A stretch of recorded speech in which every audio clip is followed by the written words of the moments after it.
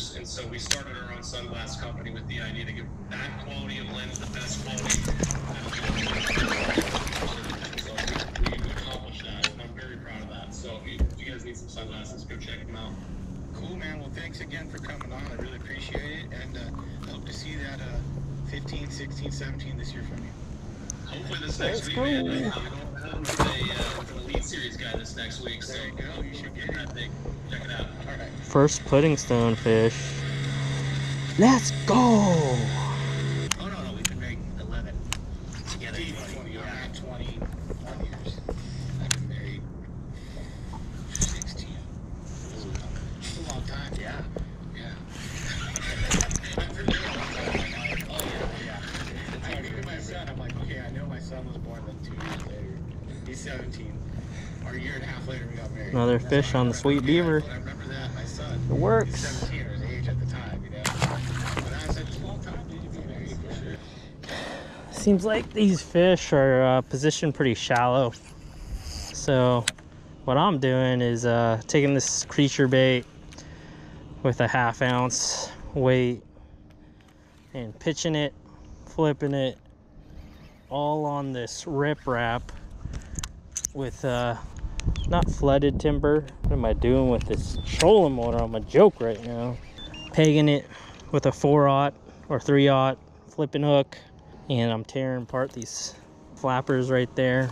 What I'm doing is just pitching it pretty shallow up there, and they're hitting it on the fall.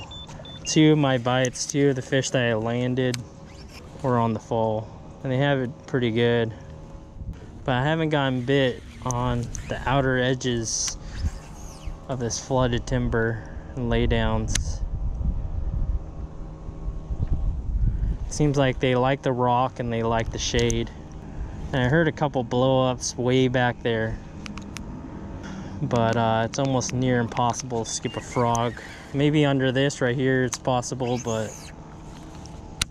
the go-to bait of choice for me is creature bait, flipping it as far back as I can. So I'll pitch it way back. A few times I'll hit branches that will stop me from getting it way back there, but I think that's my best odds. It's notorious of me to blanket this lake, but finally caught my first fish here in the boat. And this fish is kind of like some home lakes that I fished down or up north over in Santa Rosa near Clear Lake. Another popular one's Fountain Grove. I probably learned most of my flipping and pitching over at Fountain Grove, which has a lot of northern strain bass, little pond, and a pretty developed neighborhood or community. So yeah, I'm just grabbing it, pitching it up way up shallow as much as possible. Seems like some of these fish are roaming around. Some of these fish are so tight to cover. They're on the summer pattern. Sometimes I'll cast super low to the water and then I'll stop it with my thumb. But I'm giving it a hop or two and then I'm moving off to the next target. I don't feel like the bite's on fire, but if I was going into a tournament, I would definitely glue this rod to my hand, especially at a lake that has cover like this on the shores. A lot of people comment in my videos of, you know, if I could win without electronics, forward-facing live scope. This will probably be the way to do it, you know. I've developed years of confidence of flipping and pitching creature baits and jigs. It's just, in SoCal, you don't get a lot of cover like this. You get a lot of open water, a lot of offshore ledges and flats. There's only a few places that I can fish like that in SoCal. This is one of them. Now that the world has come up with better technology such as forward-facing sonar, there's a lot of jig fishermen that have turned into shad fishermen, because now they know where the bait is at all times. They know if fish are suspending and actively chasing bait. It's a lot easier to track them down. They know what cover they're relating to. A Now in these applications, I don't really see a live scope being efficient because it's really shallow. My comfort zone is about the shallowest depth using a live scope is about 8 to 10 feet.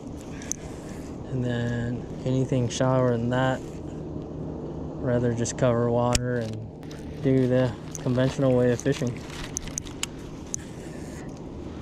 Cloud cover kind of slowed down my bite. When I first got here, there was more sun, and got my bites at a pretty close window. Well, we're gonna finish up this bank. See what happens after that. Oh, there we go.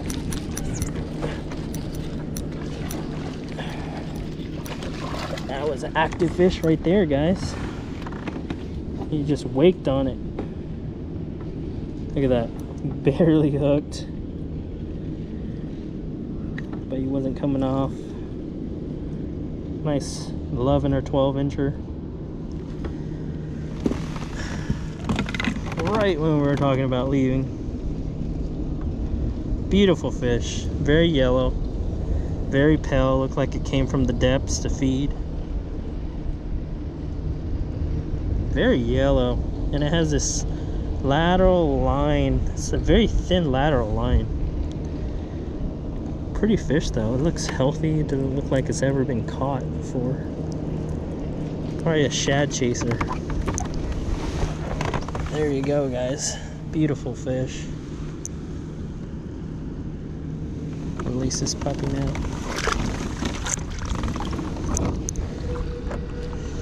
So yeah, as I was thinking about packing it up after this stretch. Well, I still am, but made things kind of interesting last minute. Yeah, that fish was ultra shallow. I cast it way to the bank, and then I pulled it off of the riprap, off the bank, and that fish just swirled on it like topwater.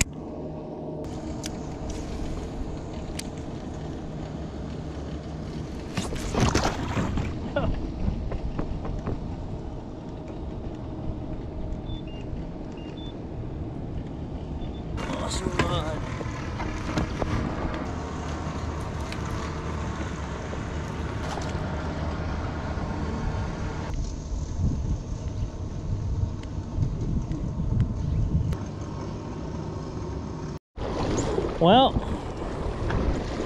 I lost that rod. Fish had me unexpected. I didn't have a good grip on the rod, and then rod flew out of my hands when I set the hook, and I have a slow response time. Lost my rod to a fish. Let's get out of here. I'm over it today. There's some days that you're just kind of like, oh, it's shaping out to be a good day, and then all of a sudden you lose a rod. But let's stay positive. We caught 3 fish, almost 4. But yeah, rods can be replaced, reels can be replaced. Check it out.